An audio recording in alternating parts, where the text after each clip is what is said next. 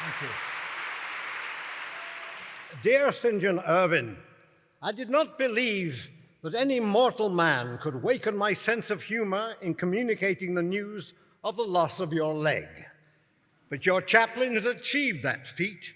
His comment is that the leg being off, you will get along all right now. The truth is, I am not so much horrified as I should be if I'd never been in the same predicament. In 1898, an operation was performed on my foot for necrosis following an abscess produced by a tight shoe. And as the discharging sinus which ensued was most carefully treated on the most approved antiseptic principles, I was unable to put my foot to the ground for 18 months, at the end of which an ignorant but eminent old surgeon stopped the antiseptic treatment and ordered a bit of oil silk to keep my stocking off the sinus. Under his barbarous treatment, I got well in a fortnight. However, the point is that for a year and a half of my life, I had worse than no left leg at all, as I had to drag a useless limb about and have it dressed every day. All that time, I was on crutches, and in my first attempts to come downstairs on them, I shot myself out onto an empty space and did a spinning nosedive right down to the hall, breaking my arm as I landed. Now, do those 18 months stand out in my memory as a period of disablement and wretchedness? Not in the least.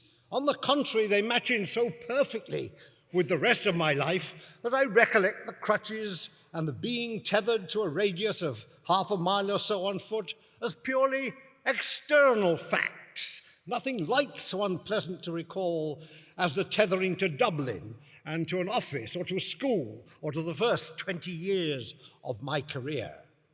I found that I could do without my leg just as easily as without eyes in the back of my head, or without any of the specific talents which I see others possess and which I lack.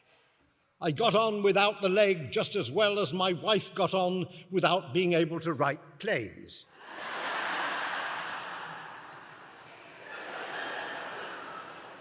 During the 18 months, I wrote Caesar and Cleopatra and The Perfect Wagnerite, and I've no reason to believe that they would have been a bit better if they'd been written on 2 legs instead of 1. You will be in a stronger position. I had to feed and nurse the useless leg. You will have all the energy you've hitherto spent on it to invest in the rest of your frame. For a man of your profession, 2 legs are an extravagance. The Huns were nearer the mark when they attempted, as I gather from your wife, to knock off your head. Instead of lingering in a hospital for a year and then being sent back like a lamb to the slaughter, you will be down at beer in a month, quit of the army for life, and with a wound pension, which in your case should logically be a reduction of the ordinary pension. The more the case has gone into, the more it appears that you are an exceptionally happy and fortunate man, relieved of a limb to which you owed none of your fame, and which indeed was the cause of your conscription, and without it, you would not have been accepted for service. I am interrupted by the maid calling for the letters to post, and I still have to send word to your Leonora, who has kept me supplied with bulletins. So I will defer some remarks about the play and other matters to another day and conclude hastily. Ever, George Bernard Shaw.